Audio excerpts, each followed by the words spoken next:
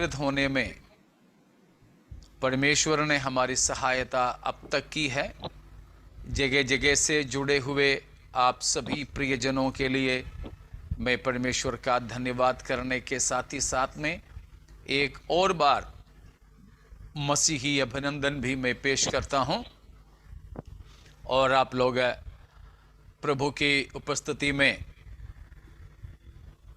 एकत्रित हुए हैं अपने दिन भर के कामों से और यात्रा, अपने बच्चों की पढ़ाई, इन सारे बातों के बाद प्रभु के सम्मुख इस प्रकार एकत्रित होने के लिए, वचन सीखने के लिए आप लोग जो इच्छा रखते हैं, परमेश्वर के नाम की महिमा हो। तो आइए हम परमेश्वर के वचन प्रकाशित वाक्य की ओर चलेंगे। पिछले दिनों में हम प्रकाशित वाक्य दूसरे अध्याय से सीखते आ रहे थे।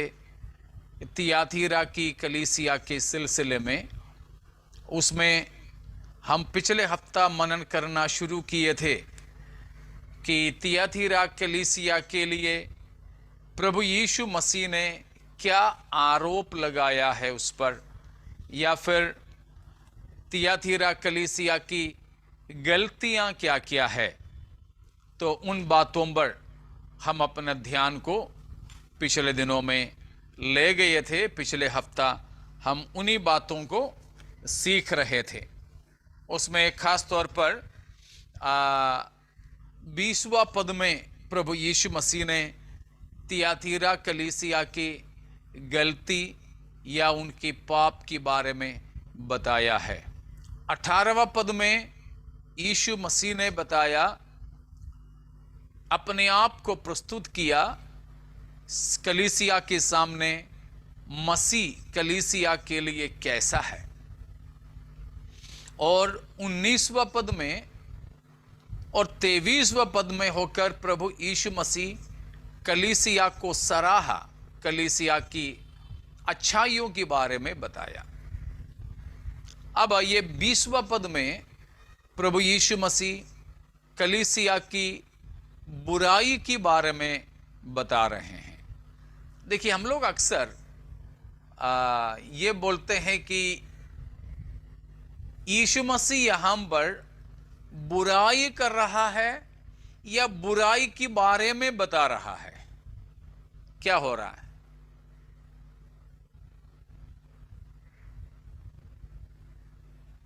बुराई के बारे में बता।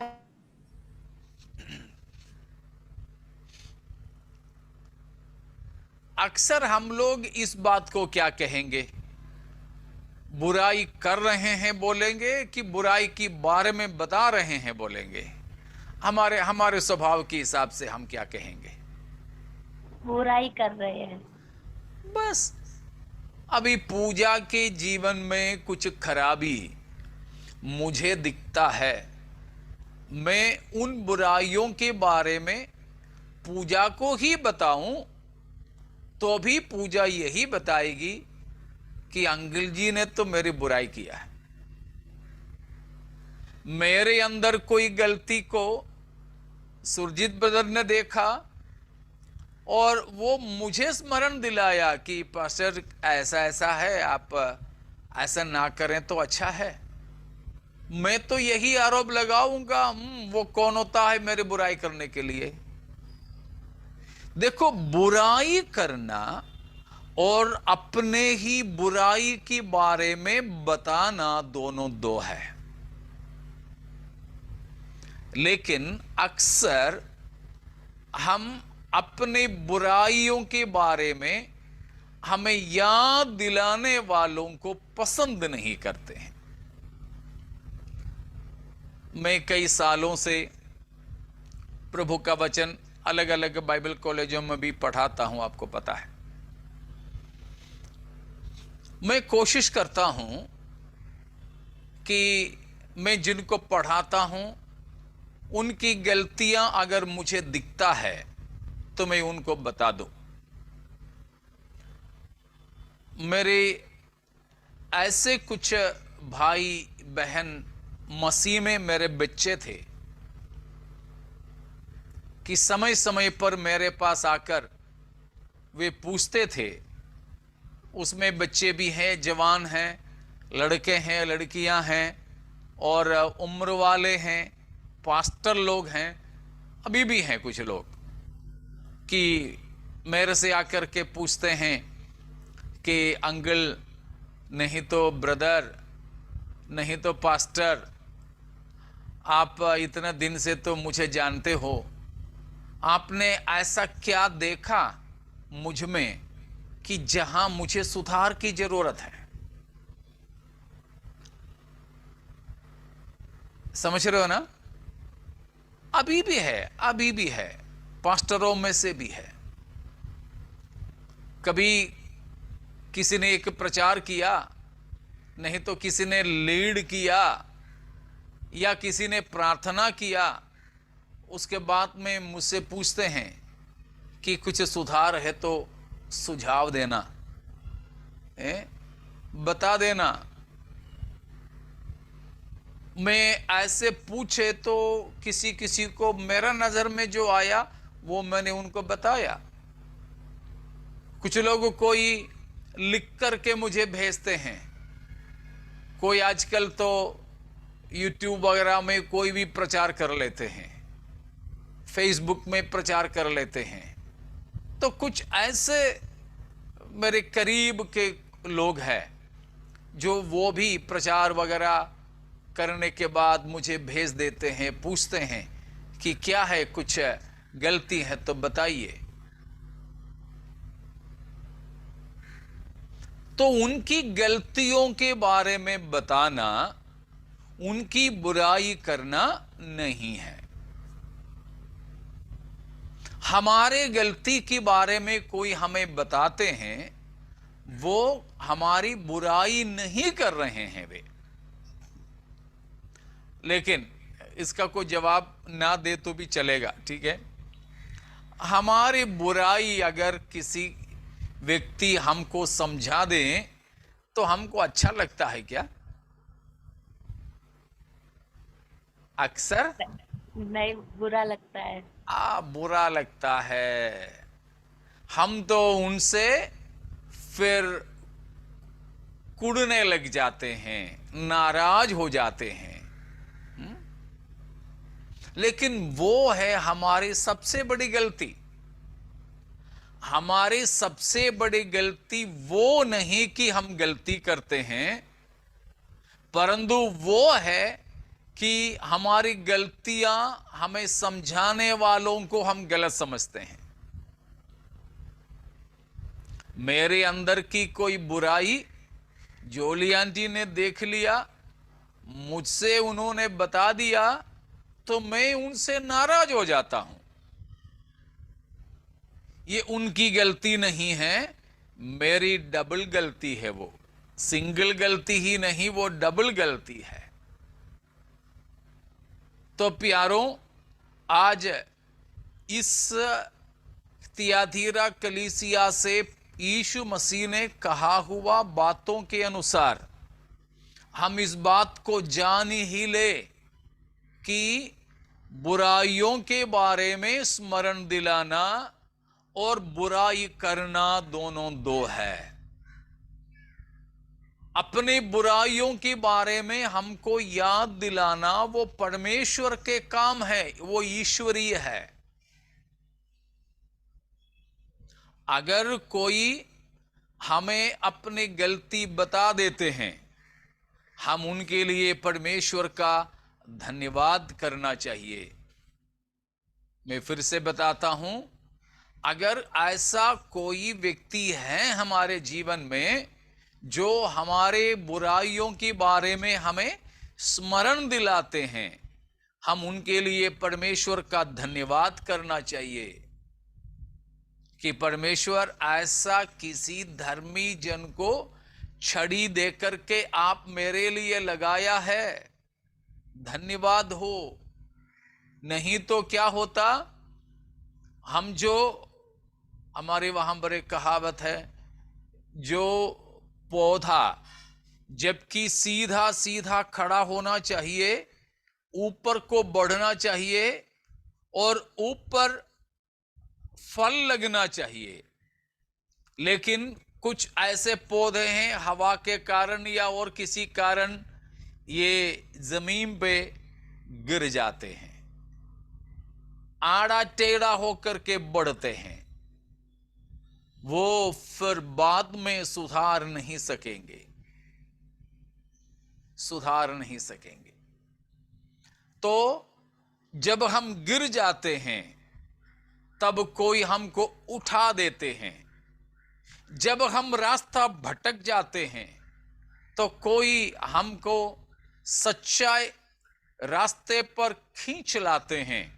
ऐसों के लिए हमें प्रभु का धन्यवाद करना चाहिए, ऐसों से नाराज नहीं होना चाहिए, ऐसों से हम कुड़ना नहीं चाहिए, नाराज नहीं होना चाहिए, गुस्सा नहीं होना चाहिए। प्रभु यीशु मसीह यहां पर यही काम किया है। 7 कलीसियाओं में से 5 कलीसियाओं को उनकी बुराइयां स्मरण दिला दी। मेरे साथ है आप लोग सब ना? ठीक है। लेकिन अक्सर हम लोग क्या करते हैं, हमको समझाने वालों से नफरत करते हैं, यह सोचते हैं कि हाँ वो मुझे सुधारने आया है। तुम कौन होता है मुझे सुधारने के लिए? प्यारों, हमारे गलती से, हमारे पापों से हमें स्मरण दिलाकर सुधारना हमारे लिए परमेश्वर का प्रेम है, परमेश्वर का प्रेम है। समझ रहे हो ना? ऐसा नादान नबियों को परमेश्वर रखा है कि दाऊद के पापों को स्मरण दिलाने के लिए। दाऊद तो बड़ा राजा है, यह भी हम बोल सकते थे कि दाऊद के समय में दाऊद से बढ़कर कोई राजा था ही नहीं, वो राजाधिराज था। सब लोग दाऊद के अधीन में रहते थे, अन्य देश के राजाएं भी। दाऊद नाम सुन करके दुश्मन हिल जाते थे, लेकिन उसी दाऊद राजा के पास, उसी राजमहल में एक साधारण सी आदमी आया जिसका नाम है नातान। वो आकर राजा की तरफ में उंगली उठा करके कहा, ए राजा, वो मनुष्य तू ही है जिसके बारे में तूने कहा कि उस आदमी मृत्यु दंड के योग्य है। मतलब मृत्यु के लायक पाप किया हुआ व्यक्ति तू ही है। देखो, राजा के चेहरे पे देखकर, राजा की तलवार से ना डर कर नातान नबी अपना राजा को पाप स्मरण दिलाता है। दाऊद राजा चाहे तो उस समय क्या कर सकता था? नातान का गला काट सकता था, कोई नहीं पूछता, कोई नहीं पूछता। लेकिन दाऊद ने क्या किया, हमें मालूम है ना क्या किया दाऊद? आप लोग भी बोलिएगा। पश्चाताप किया। पश्चाताप किया, अपना राज मुकुट को हटा दिया, अपना राज वस्त्र को उतार दिया, अपने सिंहासन से नीचे राखड़ में बैठा, अपना राज वस्त्र के बदले में टाट को ओढ़ दिया और वो पश्चाताप करके परमेश्वर से विनती करने लगा। शायद दाऊद की जगह मैं होता तो मैं तलवार खींचता और नातान का गला मैं काट देता, लेकिन दाऊद मन फिराया, पश्चाताप किया, उस पाप में रहा नहीं, उस पाप उसने दोबारा किसी के साथ नहीं किया।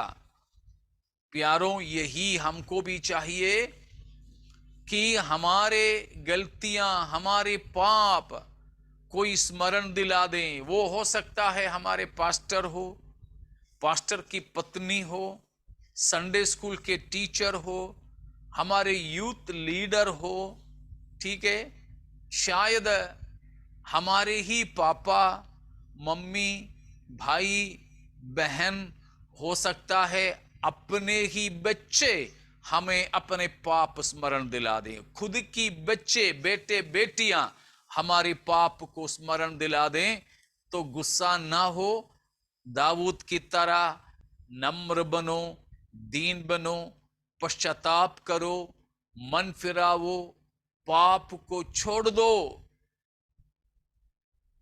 समझ में आ रहा ना? लेकिन अक्सर हम लोग हमारे गलती स्मरण दिलाने वालों को गोली मारने की कोशिश में रहते हैं। उनका मुंह बंद कराने के लिए झूठ मूठ में भी क्यों न हो हम उनकी बुराई करने लग जाते हैं। जब जोलियान डी मुझे को समझाने लग जाती है, मेरे पास में जब कोई जवाब नहीं रहता, मैं बोलता हूं मालूम है तुम्हारी कहानी पूरा मुझे मालूम है, खोल दूं, अभी खोल दूं पोल तुम्हारी। बस आंटी को तो पता है उनके जीवन में ऐसा कुछ है ही नहीं, फिर भी मैं इतना हिम्मत से बोलता हूं कि मेरे पास में कोई वीडियो रखा हो, मेरे पास में कोई सबूत रखा हो। आंटी बेचारी थोड़ी सी धीमी हो जाती है। क्या पता अगर मेरे बारे में भी कुछ बुराई हो, वो अगर पोल खोल दे तो रहने दो, वो कैसे भी जीने दो, मैं चुप रहती हूं। अक्सर होता है ना? आपने देखा होगा समाज में, स्कूल में, चर्च में, घर में, सब झगड़ते समय यही बोलते हैं, ये हमारे तुरुप की पत्ता है। बोलते हैं तुम्हारा भी खोल दूं, मैं खोल दूं, व्हाट्सएप में भेजूं, फेसबुक में डाल दूं। डर जाते हैं। नहीं प्यारो, हमको चाहिए अपनी गलतियों को मान ले। इसीलिए बोलते हैं teachability, loyal and subjected to teachability is sign of Christianity and sign of humility। एक व्यक्ति की नम्रता का, दीनता का और मसीहियत का प्रमाण है कि वो व्यक्ति दूसरा कोई उनको सिखाने, समझाने के लिए अधीन रहता है। समझ में आया? There are so many people who are not teachable। जो व्यक्ति दूसरों से कुछ सीखना, समझना, सुधारना नहीं चाहता है, नहीं चाहती है, वो व्यक्ति बाइबल के हिसाब से नम्र और दीन नहीं है। Such people are arrogant and violent and they are proud people, proudy people। If we are humble enough, we will be humble enough to be taught by someone else, maybe a person who is lower than us, inferior to us, हमसे भी छोटे होंगे शायद, उम्र में, पढ़ाई में, seniority में, सभी चीजों में हमसे भी छोटे होंगे, फिर भी कोई हमको सिखाते, समझाते तो हम उनके अधीन रहते हैं, यदि हम दीन और नम्र है तो। अगर हम दीन और नम्र नहीं तो हम उनको ये बोलेंगे तुम तो हमको मत सिखाओ कुछ, मुझे कुछ सिखाने मत आओ। मैंने ऐसे कई सारे लोगों को देखा। मुझे कुछ ऐसे मित्र हैं जो उनकी कुछ भी गलती के बारे में बताता हूं तो बड़े खुशी से वो स्वीकार कर लेते हैं, ईमानदारी से वो आकर मुझे बताते हैं बहुत बहुत धन्यवाद, बहुत बहुत धन्यवाद। तो कुछ मेरा ऐसे शिष्य है, चेले हैं, या फिर मेरे कुछ ऐसे स्टूडेंट्स हैं जो मुझे बताते हैं कि आपसे मैं इसीलिए ज्यादा प्यार करता हूं कि आप मक्खन नहीं मारते हैं, लेकिन कभी कभी क्या बोलते हैं, सुई लगाना होता है तो भी आप लगा लेते हैं, मक्खन नहीं मारते। हां प्यारों, यीशु मसीह हमको ऐसे ही कर रहे हैं कि मक्खन नहीं लगाने वाला है मसीह, हमारे असलियत को दिखाने वाला है मसीह। यहां तियातीरा कलीसिया के साथ यही हुआ। तो ये फर्क समझ लीजिएगा, बुराई करना और बुराई के बारे में बताना, दोनों को एक ही दर्जे में हम नहीं ले।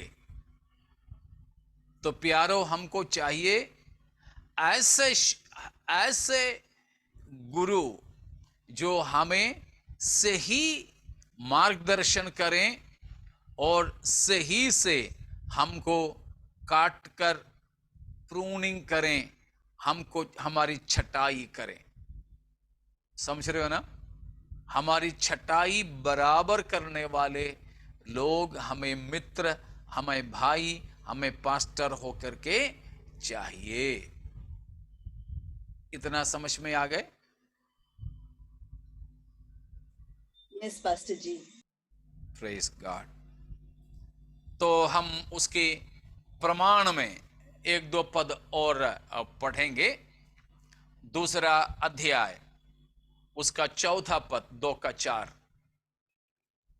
पर मुझे तेरे विरुद्ध यह कहना है कि तूने अपना पहला सा प्रेम। बेटा, मुझे तेरे विरुद्ध यह कहना है। उसका 14वीं वचन। पर मुझे तेरे विरुद्ध यह कुछ बात कहनी है। हाँ, तेरे विरुद्ध मुझे कुछ बात कहनी है। ठीक है। और अब हम चलेंगे 20वां पद में। पर मुझे तेरे विरुद्ध यह कहना है। हाँ, देखिए इधर भी तेरे विरुद्ध मुझे ये बात कहनी है। तो इस प्रकार 7 कलीसियाओं में से स्मिर्ना और फिलाडेल्फिया को छोड़कर बाकी सभी कलीसियाओं से मसीह ने यही कहा है। तो प्यारों, प्रभु यीशु मसीह कभी हमारे विरोध में भी कुछ ऐसी बातें कहेंगे तो हम उससे नाराज न हो, परंतु हम अपने परमेश्वर का धन्यवाद करें कि परमेश्वर हमें अपने अपराध स्मरण दिलाता है। परमेश्वर हमें अपना पाप दिखा देता है। ठीक है, अब वापस 20वां पद को पढ़ें। पर मुझे तेरे विरुद्ध यह कहना है कि तू उस स्त्री इजबेल को रहने देता है जो अपने आप को भविष्य द्वक्तिनी कहती है और मेरे दासों को विचार करने और मूर्तियों के आगे चढ़ाई गई वस्तुएं खाना सिखलाकर भरमाती है। यहां पर देखिए, 20 और 21वां पदों को यदि हम साथ में ले तो दो प्रकार के पापों के बारे में प्रभु यीशु मसीह उन्हें सिखाते हैं या उन्हें स्मरण दिलाते हैं। दो प्रकार के पाप। पहला, इजबेल नाम की व्यक्ति और उसके सारे साथियों के पाप। इजबेल और उसकी साथियों के पाप। उनके पाप क्या है? उनके पाप है कि वे पाप करते हैं मगर मन नहीं फिराते हैं। पाप करते हैं, कराते हैं, लेकिन मन नहीं फिराते हैं। और दूसरा, कलीसिया के नहीं तो पवित्र लोगों के पाप है। एक है अपवित्र लोग, इजबेल और उसकी साथियों के पाप। पाप करते हैं, पाप औरों से कराते हैं और मन नहीं फिराते हैं। लेकिन दूसरा पाप वो है कलीसिया के पवित्र लोगों के पाप है। कलीसिया के पवित्र लोगों के पाप क्या है? कलीसिया के पवित्र लोगों के पाप आप ही बताइए। व्यभिचार और मूर्ति पूजा। क्या करना? मूर्तियों के आगे चढ़ाई गई वस्तुएं खाना। नहीं They are नहीं, tolerating Jezebel's sins. हाँ, आप लोगों ने जो पहले बताया ना वो पहले वाले में आता है। व्यभिचार करना, मूर्ति पूजा की वस्तु खाना, नहीं तो उसके साथ पाप करना, ये सब पहले वाले में आता है। पाप करने वाली औरत इजबेल और उसकी साथियों के ये सारे पाप है, वो हम अलग से लेंगे अभी। लेकिन जो मुख्य धारा दो पाप है, वो एक हमने देखा इजबेल और उसकी साथियों के पाप, वो ये हैं कि वे पाप करते भी औरों से पाप कराते भी है। अब दूसरा मुख्य धारा पाप कलीसिया की पाप है या पवित्र लोगों के पाप है। क्या है कलीसिया की या पवित्र लोगों के पाप? वो ये हैं कि पाप करने वालों को वो बर्बाद सह लेते हैं। हाँ, पाप करने वालों को सह लेते हैं। ठीक है, वही 20वां पद में एक और बार पढ़ लीजिए, उसको ध्यान दीजिए। पर मुझे तेरे विरुद्ध यह कहना है कि तू इजबेल को रहने देता है। रहने देता है, इजबेल को रहने देता है। जबकि इन बातों को जो है उगलना चाहिए, उन बातों को अब कलीसिया निगल रही है। समझ रहे हो? जिन बातों को उगलना चाहिए, थूकना चाहिए, उल्टी करके फेंक देना चाहिए, उन बातों को लेकिन कलीसिया क्या कर रही है? निगल रही है, संभाल के रख रही है। जिन बातों से घृणा करना चाहिए, उन बातों से घृणा नहीं हो रहा है। जिन चीजों से नफरत करना चाहिए, उन चीजों से यहां पर प्रेम कर रहे हैं। हम में से कोई ऐसे हैं जो अपने गोदी में अंगार लेकर घूमते हैं?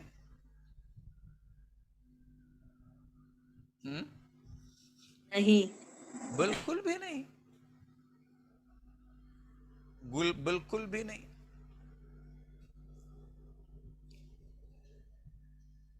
मैंने एक बार सुना कि एक पास्टर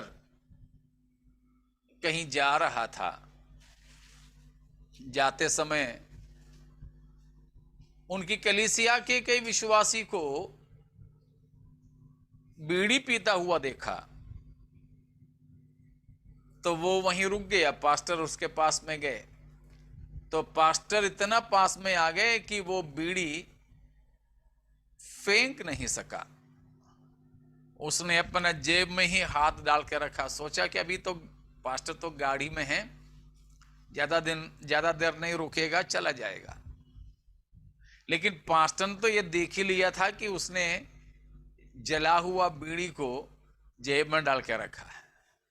पास्टर ने भी सोचा कि ठीक है, कब तक ये जेब में रखा कर देख लेंगे,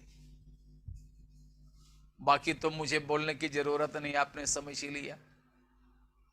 तो कोई ऐसा व्यक्ति नहीं जो खतरनाक चीज को अपना पास में रख ले। अगर मानो अपना कपड़ा, हमने तो कपड़ा सब पहन लिया है बहुत अच्छे से, कोट सूट पहन करके दूल्हा की कपड़ा पहन के भी हम जा रहे हो, लेकिन पता चला कि उस कपड़े के अंदर कोई बिच्छू बैठा हुआ है, कोई बिच्छू या कोई सांप की बच्चा बैठा है। आप उस कपड़े को रखे रहोगे? शायद आपको नंगा भागना पड़े तो भी वो कपड़े को आप उतार के फेंक ही दोगे, उतार के फेंक ही दोगे। हम जानते हैं ये बात तो लोगों को सिखाना भी होता है कि किसी को आग लग गया है, कपड़े में आग लगी तो क्या करेंगे, क्या करना चाहिए? वो कपड़ा उतार के फेंक सके तो फेंक देना। वो कपड़ा पहनकर उस आग में लिपट जाने से, मर जाने से अच्छा है वो कपड़ा को उतार के फेंके और जान बचा ले। बिच्छू को या सांप को उतार के फेंकना अच्छा है। इसी तरह इस बिच्छू से, इस जहरीले सांप से, अभी हम इससे पहले वाले मीटिंग में भी, क्लास में भी बताए, क्रोध करना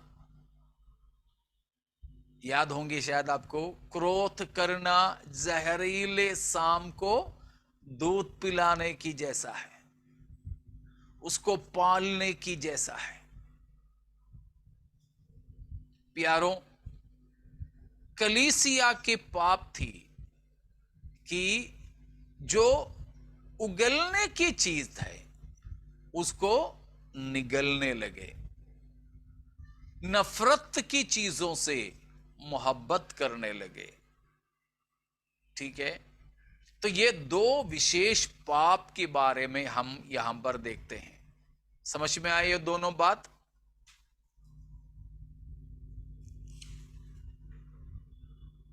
हाँ या ना कुछ? Yes uncle. यस। ठीक है, तो आपका जवाब चाहिए, तभी मैं जानूंगा कि आप हमारे साथ हैं। चेहरा भी आप में से 2-3 लोगों का ही मैं देख पा रहा हूं, तो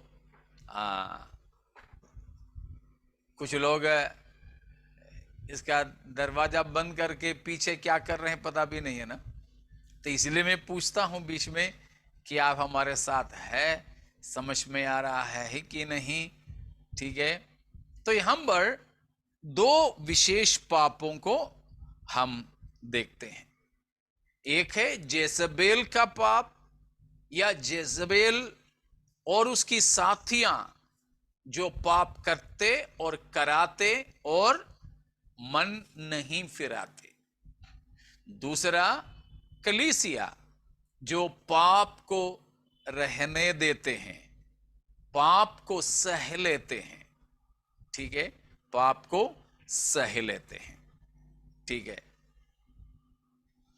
या फिर हम ये भी बोल सकते हैं कि तियातीरा की कलीसिया में दो प्रकार के लोग थे या दो झुंड के लोग थे। पहला झुंड इजबेल की झुंड है, पाप करने वालों के झुंड है, ठीक है, द ग्रुप ऑफ जेजबेल। दो झुंड है। और दूसरा झुंड है जो हमने शायद 23वें पद में पढ़े थे, 24वें पद में पढ़े थे, 24। पर तुम थुआतीरा के बाकी लोगों से जितने बाकी लोग, तुयातीरा के बाकी लोग, तो दो झुंड है। एक झुंड है इजेबेल की झुंड, दूसरा है कलीसिया के बाकी लोग जो इजेबेल के साथ जुड़े नहीं, इजेबेल के पाप से मेल नहीं रखने वाले बाकी लोग। हर कलीसिया में इस तरह की दो झुंड रहेगी, हर कलीसिया में है। एक है इजेबेल वाले लोग, पाप करने वाले, परमेश्वर से प्रेम न करने वाले, परमेश्वर की आज्ञा न मानने वाले, संगति के लिए हिचकने वाले, फिर बड़े मुश्किल से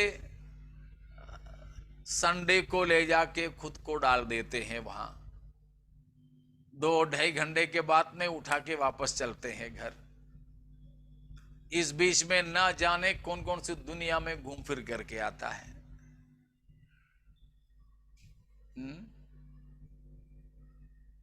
आपने सुने होंगे हमारे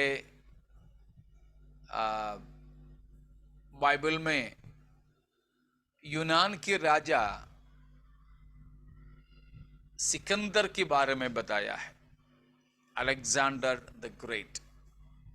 ये अलेक्जेंडर का नाम छोटा करके हमारे बीच में अलेक्स नाम आया है।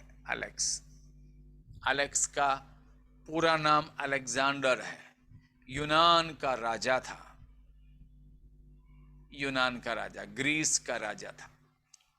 उसकी पापा भी राजा था, नाम है फिलिप। उसी के नाम से है फिलिप्पी शहर जो है बाइबल में है, फिलिप्पी, फिलिप राजा का शहर। तो इन राजा लोग तो बड़े बुद्धिमान होते थे, तो वे आदेश दिए थे, नाइट ड्यूटी करने वाले संद्रियों को कहा गया था कि जो संतरी बहुत अच्छा सपना देखेगा उस संतरी को कुछ इनाम दिया जाएगा। सबसे बेहतरीन सपना देखने वालों को। कुछ लोग हैं राजा के पास में जाकर अपने सपने बताने लगे, सपनों के बारे में पूरा सुन लिए और उसके बाद उन लोगों को नौकरी से निकाल दिए। कारण नाइट ड्यूटी में सपना देखने का मतलब सोना। वो सो रहे थे। हाँ, सो रहे थे, सो गए थे। जब ये ऐलान किया तो उनको इतना दिमाग नहीं चला।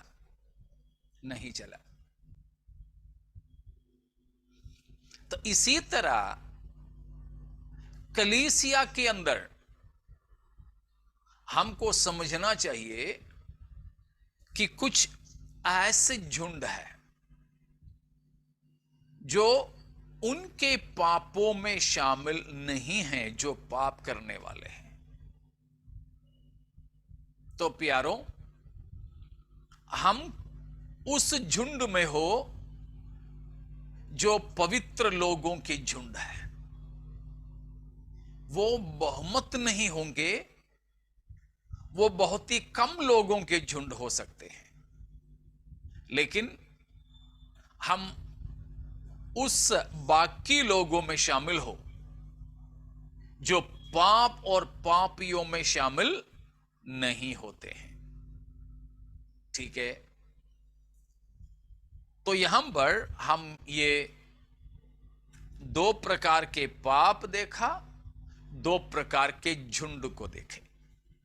इतना समझ में आ गया ना?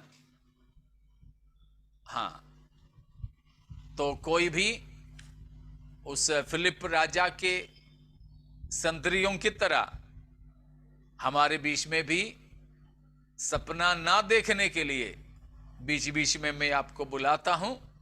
ठीक है, तो आप हमें जवाब भी देते रहें। ठीक है, इतना समझ में आ गए? Yes, ठीक है, Pastor जी। ओके। तो फिर उसमें पहले वाले में हम जाएंगे। कौन सा पहला पाप? किसका पाप है? कौन सा पाप है?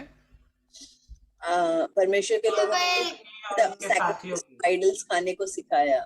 हाँ, उसको हम पहले लेंगे इजबेल का पाप। इजबेल का पाप या पाप करने वालों के पाप जो तियाथीरा कलीसिया में। वो क्या था उनका पाप? दो पाप थे, है ना? दो नहीं, तीन पाप हम समझ सकते हैं। क्या क्या है? फिर से पढ़िए, फिर से पढ़िए 20वां पद। पर मुझे तेरे विरुद्ध यह कहना है कि तू स्त्री इज़ाबेल को रहने देता है, जो अपने आप को भविष्यद्वक्तिनी कहती है और मेरे दासों को व्यभिचार करने और मूर्तियों के आगे चढ़ाई गई वस्तु खाना सिखलाकर भरमाती है। हाँ, देखिए यहां पर इजबेल का पाप हम देखते हैं। एक तो अपने आप को भविष्यद्वक्तिनी कहती है और परमेश्वर के भक्तों को व्यभिचार करना सिखाती है। मूर्ति पूजा की वस्तुओं को खाना भी सिखाती है। आगे पढ़ेंगे 21वां वचन। मैंने उसको मन फिराने के लिए अवसर दिया, पर वह अपने व्यभिचार से मन फिराना नहीं चाहती। हाँ, अगला पाप है उसकी अनरिपेंटेंट नेचर, मन ना फिराने का स्वभाव। ठीक है, मन ना फिराने का स्वभाव। अगली बात, देख, मैं उससे रोगशैया पर डालता हूँ, और जो उसके साथ व्यभिचार करते हैं, यदि वे उसके से कामों से मन न फिराएंगे, तो मैं उन्हें बड़े क्लेश में डालूंगा। यहां पर अन्य लोगों के पाप है कि इजबेल के साथ व्यभिचार करते हैं। देखिए 5 बात यहां पर हमने देखा, उसको हम 2 भाग में बांटेंगे बाद में। क्या क्या है? अपने आप को भविष्यद्वक्तिनी कहती है। दूसरा, प्रभु के पवित्र लोगों को व्यभिचार करना और मूर्ति के सामने अर्पित वस्तुओं को खाना सिखाती है, मतलब औरों से पाप कराती है। उसके बाद वो मन नहीं फिराती है, अनरिपेंटेंट है, मन नहीं फिराती है, और खुद व्यभिचार की पाप में फंसकर औरों को भी फंसा देती है। ठीक है, ये 5 प्रकार के पापों को इजबेल के पाप के तौर पर हम यहां पर देखते हैं। ठीक है,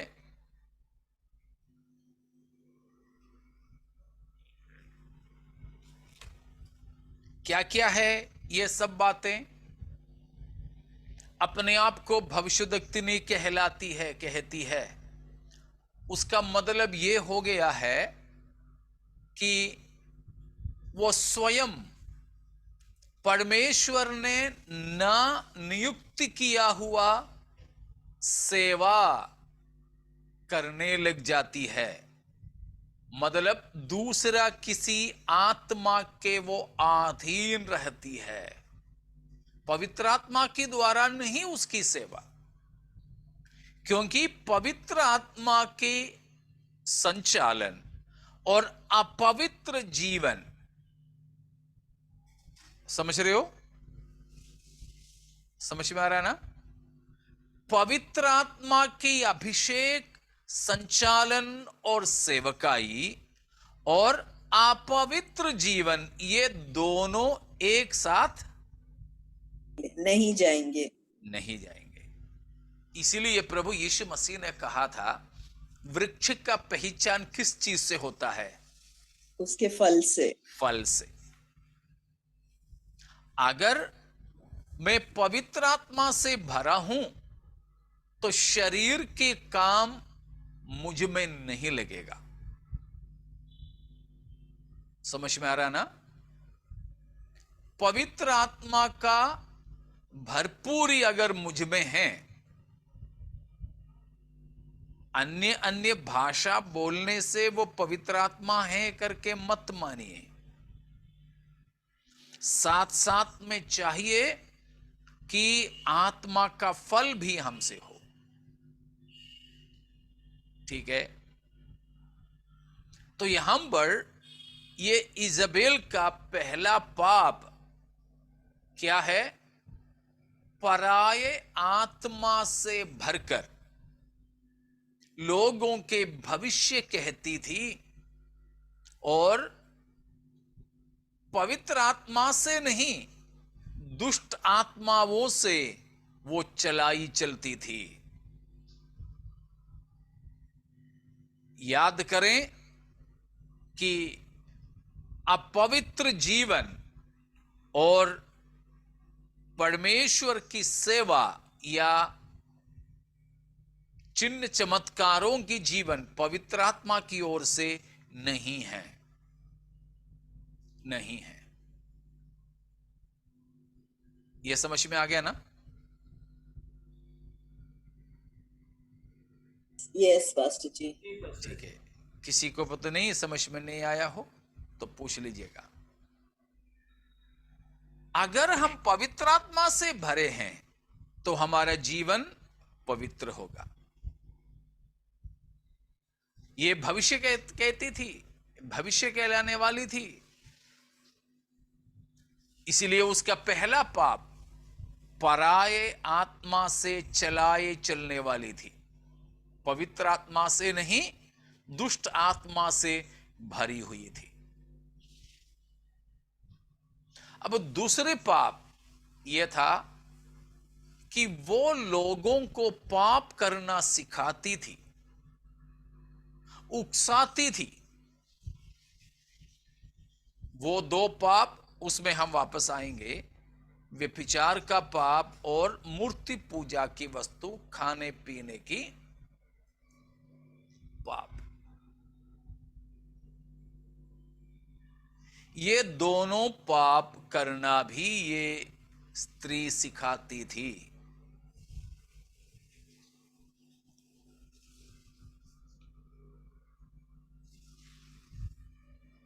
बहुत से ऐसे लोग हैं जो पाप करते भी हैं, औरों से कराते भी हैं, औरों से कराते भी हैं। मत्ती के सुसमाचार 5 अध्याय का 19वां पद को पढ़िए। मत्ती 5:19। इसीलिए जो कोई इन छोटी से छोटी आज्ञाओं में से किसी एक को तोड़े और वैसे ही लोगों को सिखाए, वो स्वर्ग के राज्य में सबसे छोटा कहलाएगा। परंतु जो कोई उन आज्ञाओं का पालन करेगा और उन्हें सिखाएगा, वही स्वर्ग के राज्य में महान कहलाएगा। परमेश्वर की वचन की छोटे से छोटी आज्ञा को माने और लोगों को मानना सिखा ले, वे स्वर्ग के राज्य में बड़ा कहलाएगा।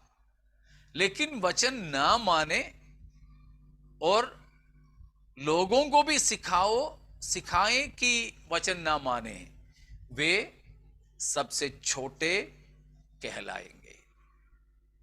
तो प्यारों, इस पर ध्यान दें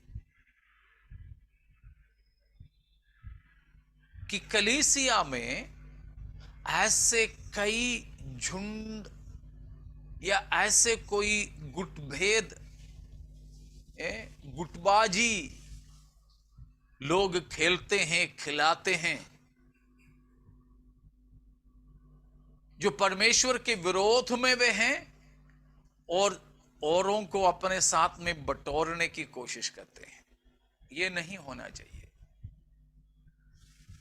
तो यह स्त्री ऐसी स्त्री थी, गुटबाजी सिखाती थी और पाप कराने के लिए वो लेकर जाती थी, पाप कराने लेकर जाती थी। ठीक है, उसका दूसरे पाप वो था। और तीसरा पाप क्या था?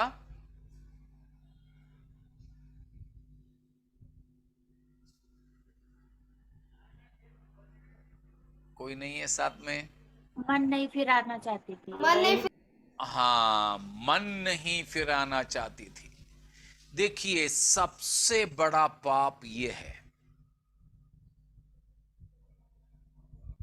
सबसे बड़ा पाप यह नहीं कि पाप करते हो, लेकिन सबसे बड़ा पाप यह है कि पाप में बने रहते हो।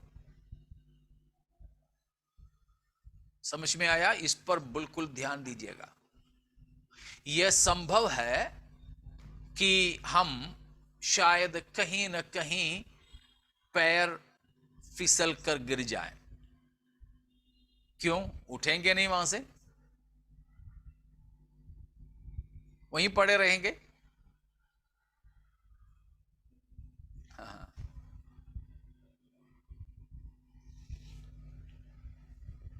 पहला यूहन्ना 5:16 पढ़िएगा। पहला यूहन्ना 5:16।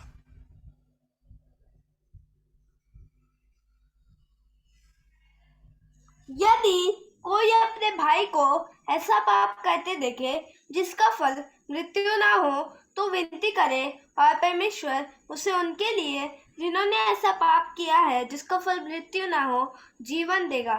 पाप ऐसा भी होता है जिसका फल मृत्यु है, इसके विषय में विनती करने के लिए नहीं कहता। ऐसा पाप जो मृत्यु के लायक है, ऐसा पाप जो मृत्यु के लायक नहीं है। अब 3:9 भी पढ़िएगा। 3:9। जो कोई परमेश्वर से जन्मा है वह पाप नहीं करता, क्योंकि उसका बीज उसमें बना रहता है, और वह पाप कर ही नहीं सकता क्योंकि वह परमेश्वर से जन्मा है। इधर भी एक सच्ची बात बताया है। जो परमेश्वर से जन्मा है वो पाप नहीं करता, वो पाप कर ही नहीं सकता। इन सब भागों में इस्तेमाल किया हुआ शब्द है कि पाप करते नहीं रहते, पाप करते नहीं रहते। समझ में आया ना? फिर क्या करते? 2 का पहला, हम पीछे की तरफ चल रहे हैं। 2 का पहला। हे मेरे बालकों, मैं ये बातें तुम्हें इसलिए लिखता हूँ कि तुम पाप ना करो, और यदि कोई पाप करे तो पिता के पास हमारा एक सहायक है, अर्थात धर्मी यीशु मसीह। हे बालकों, तुम पाप नहीं करना, इसके लिए मैं लिखता हूं। अगर मानो किसी के जीवन में पाप हो गया तो खत्म, नो। नहीं, यीशु के द्वारा पिता के पास जा सकते हैं। पिता हमारे न्यायाधीश के तौर पर है, लेकिन यीशु मसीह हमारे वकील के तौर पर है। न्यायाधीश के पास शायद हम सीधे सीधे प्रवेश नहीं कर पाएंगे, लेकिन कौन है हमारे पास? हमारे लिए एक वकील है, एक सहायक है, यीशु मसीह, जिसने अपना प्राण हमारे लिए प्रायश्चित में बहा दिया था, अपना लहू हमारे लिए बहा दिया था। वो प्रभु है। उसका मतलब ये कुल मिलाकर हम क्या बताना चाह रहे हैं? सबसे बड़ा मृत्यु के लायक पाप कौन सा पाप है? पाप में बने रहने के पाप, पाप से मन न फिराने के पाप सबसे बड़ा पाप है, जो मृत्यु दिलाती है। लेकिन जो प्रभु के जन हैं, अगर किसी भी प्रकार का पाप हो भी जाता है, वो तुरंत क्या करेगा? पापों से मन फिराएगा। जैसे हम 2 का पहला पद में पढ़े, वैसे यीशु मसीह के द्वारा पिता परमेश्वर के पास में दौड़ जाएगा, दौड़ जाएगा। प्यारों, हम में से कोई तो ऐसे नहीं है जो अनरिपेंटेंट है, मन ना फिराने वाले हम में से तो नहीं है ना कोई। अगर ऐसा कोई है, पापों में लगातार पड़े रहने वाले, आज ऐसों को प्रभु बुला रहे हैं, मन फिराओ, मन फिराओ।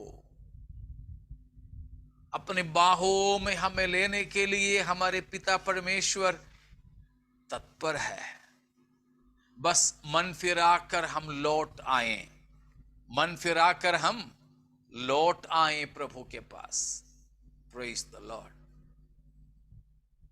तो अनरिपेंटेंट इजाबेल के पाप थी, मन नहीं फिरा रही थी, अपने पाप को मानने के लिए तैयार नहीं थी। समझ रहे हो ना? सबको समझ में आ रहा? मेरा साथ में है? Yes pastor. ठीक है, ठीक है, ओके जी पास्टर जी जी। तो पाप किसी के भी जीवन में कभी भी आ सकता है, लेकिन उसमें बिल्कुल बने मत रहिए। अर्थात यह एक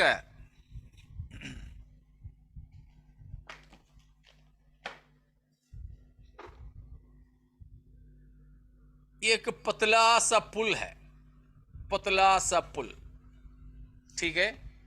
ये पतला सा पुल से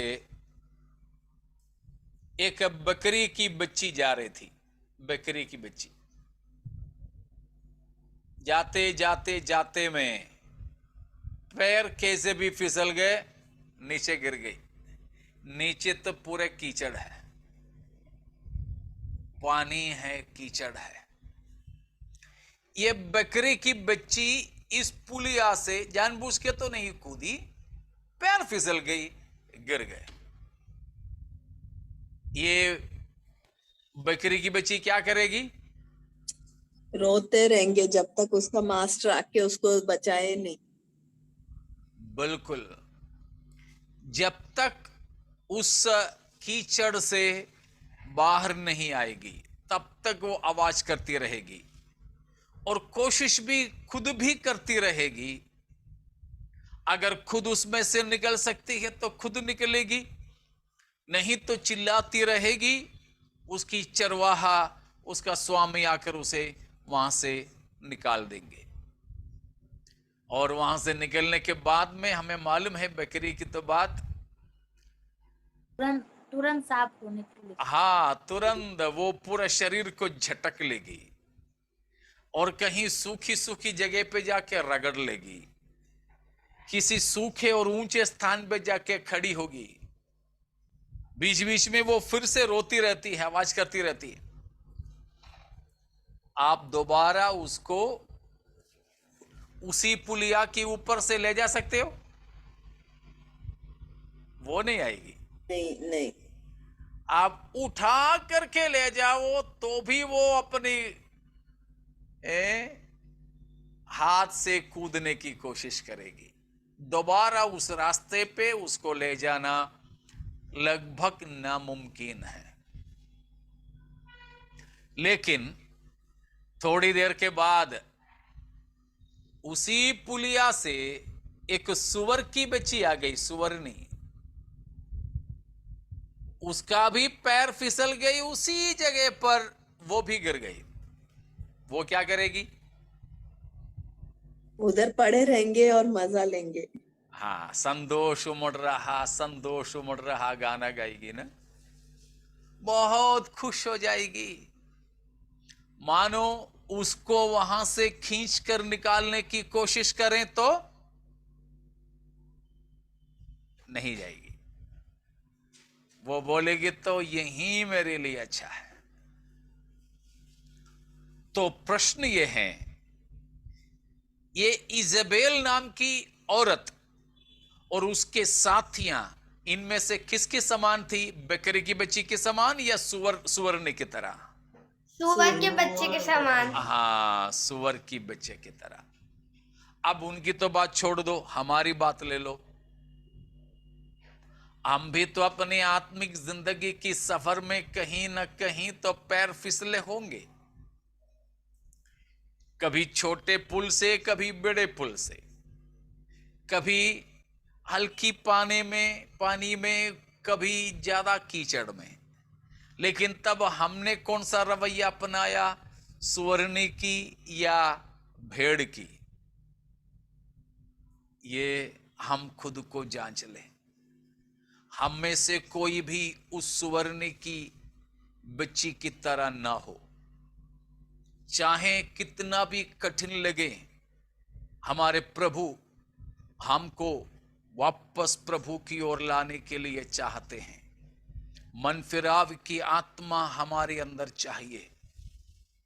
उस इजबेल की तरह हम मन ना फिराने वाले ना बने। Never be unrepentant. कुछ भी हो हमारे पाप, हम कितने भी बड़े पाप में फंसे हो, लेकिन हमें माफ करने के लिए हमारे प्रभु तैयार है। Praise the Lord. तो हमको चाहिए हम मन फिरा कर प्रभु के पास में आ जाएं। इस औरत की तरह हम ना हो। अब इसकी पाप है, एक तो व्यभिचार का पाप, दूसरा मूर्ति पूजा की या मूर्तियों की सामने चढ़ाई गई ये वस्तु खाने देने की शिक्षा। उन बातों में प्रभु की आगमन में देरी हो तो हम अगले हफ्ता प्रवेश करेंगे। तो आइए प्यारों, हम इतने शिक्षा जो तियाथीरा कलीसिया से पाए, हम लोग अपने जीवन को परखते हुए आए, हमारे जीवन सुधारने के लिए समर्पित करें। हमारे जीवन में अगर किसी भी बात है जिससे हमें मन फिराना है, हम मन फिराएं। हम मन फिराव के साथ अपने प्रभु के सम्मुख में आए और हम तियाथीरा कलीसिया की बाकी लोगों के झुंड में शामिल हो और इजबेल वाले झुंड में कभी शामिल ना हो। इजबेल वाली झुंड में तो बहुमत होंगे, लेकिन बाकी लोगों में बहुत ही चुनिंदे लोग होंगे। फिर भी हम उस अल्पसंख्यक में शामिल हो जो प्रभु के लिए खड़े रहते हैं और पाप में शामिल नहीं हैं, तो हम अपने प्रभु के पास जा सकेंगे। तो प्यारो, हम आज सीखे हुए बातें आपको याद होंगे। पहली बात, हम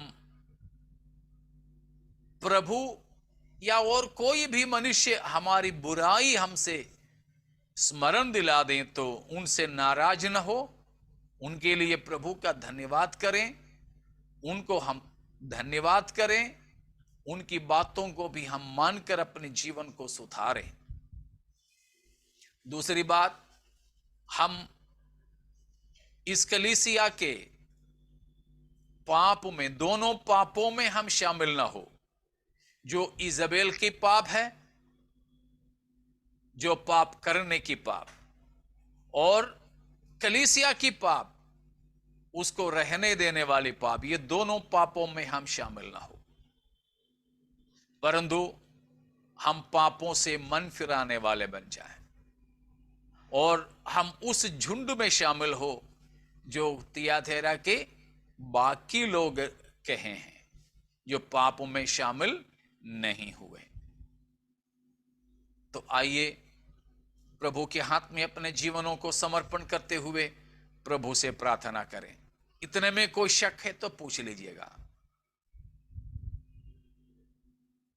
प्रेज द लॉर्ड। कुछ नहीं है तो आइए हम परमेश्वर के सम्मुख में प्रार्थना में जाए।